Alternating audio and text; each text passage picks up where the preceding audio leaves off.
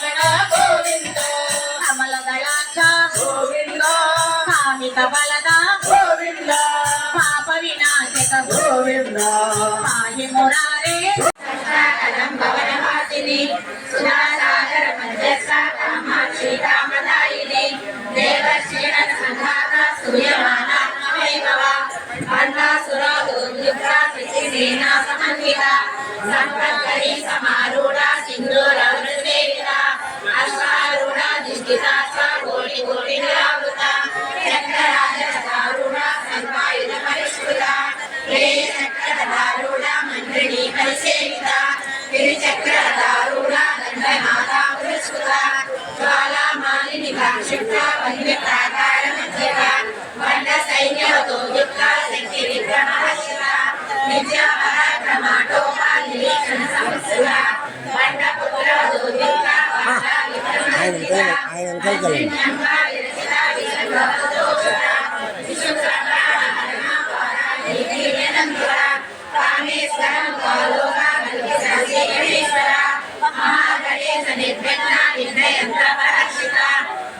సురేంద్ర నిర్ముఖ సర్వ ప్రత్యక్ష వర్షిణి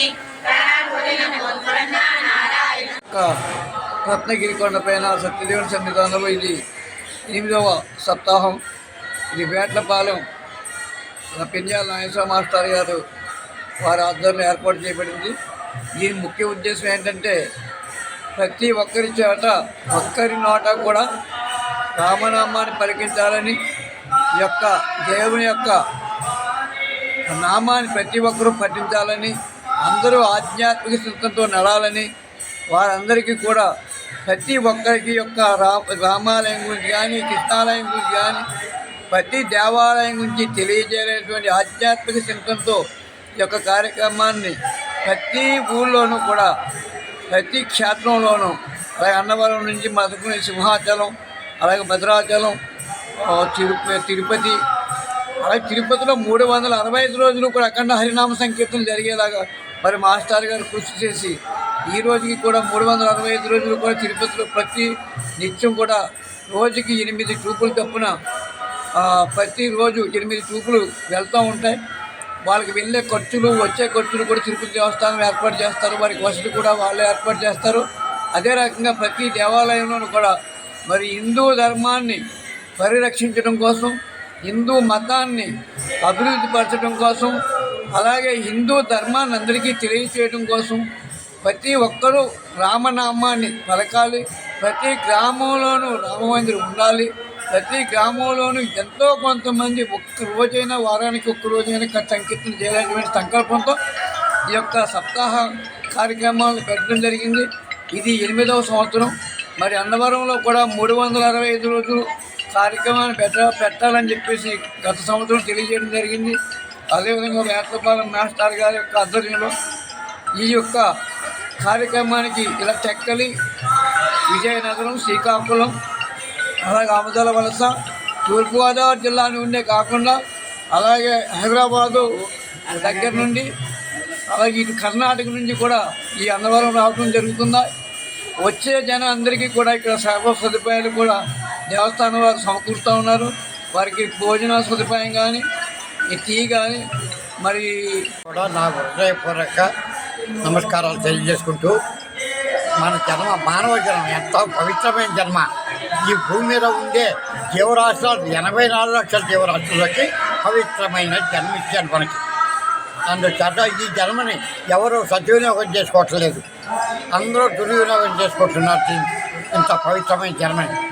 భగవంతుడు రుణం తీసుకోవడానికి కూడా తీరుబడలేదు వాటి మానవుడు. అందుచేత భగవంతుడు బాధ వస్తుంది, మానవుడు చేసే పనులు బాధ వచ్చి వీళ్ళకి సరైనటువంటి ఇది చేయాలని చెప్పేసి ఒక కొత్త రకాన్ని రోగాన్ని సృష్టించి మన మీద ప్రయోగించాడు. ఈ భూమి మీద మానవ జాతి మా గ్రామంలో కాదు, మీ గ్రామంలో కాదు, మన జిల్లాలో కాదు, మన రాష్ట్రాల్లో కాదు, మన దేశంలో కాదు, ఈ భూమి మీద ఉండేటటువంటి మానవ జాతి. అందుచేత ఇంత పవిత్రమైన జన్మని సద్వినియోగం చేసుకోవాలంటే, ఆ భగవంతుడు రుణం తీసుకోవాలంటే మంచిగా పుట్టిన ప్రతి ఒక్కరు వారాల్లో ఒకరోజైనా దేవాలయానికి వెళ్ళి అక్కడ అందంగా కూర్చుని అందంగా భగవన్ నామం చేస్తే అన్ని సమస్యలకి పరిష్కారం అనమాట. ఏకైక మార్గం ఏంటి? భగవంతుడు ఇచ్చిన రుణం తీసుకోవడానికి ఆయన నామమే మనకి అతి విలువైంది మానవ జన్మ. ఆయన చేత ఈ నామాన్ని అందరి చేత పలికిన భజన కన్నా భాగ్యం లేదు.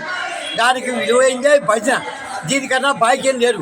ఈ భాగ్యాన్ని మానవ జాతికి అందరి చేత పలికించాలని ఉద్దేశంతో ఆనాడు 2007 సంవత్సరంలో తిరుపతి దేవస్థానంలో వారితో మాట్లాడి అక్కడ ప్రారంభించడం జరిగింది.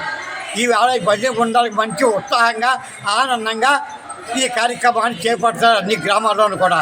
ఆ వేళ తిరుపతిలో ఆ కార్యక్రమం ప్రారంభించబట్టే ఈవేళ ఒక్క భజన బృందం ఉండకపోవడం, టీవీలు కట్టుకోబట్టిన తప్ప ఈ భజనకి వాల్యూ లేకుండా పోయింది. ఈవేళ ఈ భజనకి ఎంతో అందరూ కూడా మెచ్చుకొని నామం చేయించాలి, భజన చేయించాలి అనే జ్ఞానం కొంతవరకు ప్రజల్లో వచ్చింది. అందుచేత ఒక్క తిరుపతిలోనే కాకుండా అన్ని పుణ్యక్షేత్రాల్లోని కార్యక్రమం చేయటం వచ్చి 2014లో భద్రాచలంలో ప్రారంభించే కార్యక్రమం. అన్ని పుణ్యక్షేత్రాలు ఇంతవరకు ఎక్కడ విరామం లేకుండా ద్రాక్షారామంలో 8 సంవత్సరాలు జరిగింది. మన అన్నవరంలో ప్రారంభించే 7 సంవత్సరాలు పూర్తి చేసి 8వ సంవత్సరంలో వచ్చింది. అయితే అన్నవరంలో మొత్తం తిరుపతిలో లాగా అన్నవరాన్ని 300 రోజులు చేయాలని దేశవ్యాప్తంగా తిరుపతి తర్వాత తిరుపతి స్థాయికి తీసుకురావాలని మన అన్నవరాన్ని మన ప్రయత్నాల్లో భాగంగా ఇక్కడ 300 రోజులు భజన చేయాలని పెట్టుకున్నాం.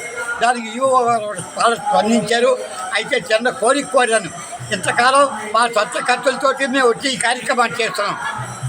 అందుచేత అంత సామాన్యుడు భజన బృందాలుగానే పెద్ద కోటీశ్వర్లు కాదు వీళ్ళు, అంత సామాన్యుడు కష్టపడి పనిచేసుకునేవాడు.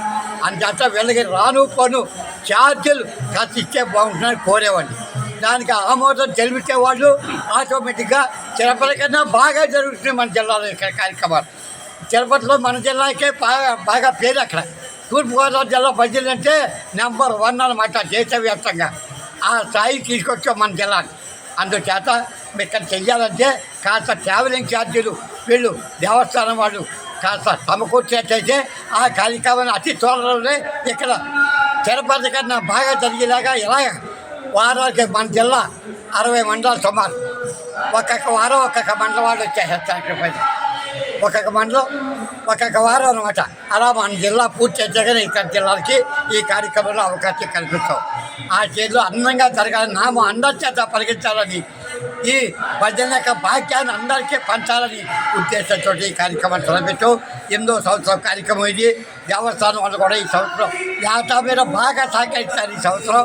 అందుచేత ఇది అందరికీ అన్యమనైతే అన్నవరం దేవస్థానం ద్వారా ఈ ప్రచారాన్ని విస్తృతపరిచి మొత్తం మన జిల్లాకే కాదు మొత్తం దేశవ్యాప్తంగా ఈ కార్యక్రమాలు అన్నవరం దేవస్థానం ద్వారా అందించాలని చెప్పేసి ఈవో గారిని, మొత్తం సిబ్బందిని, మొత్తం అన్నవరం గ్రామస్తుల్ని అందరినీ కూడా హృదయపూర్వకంగా కోరుతున్నామండి ఈ సందర్భంగా.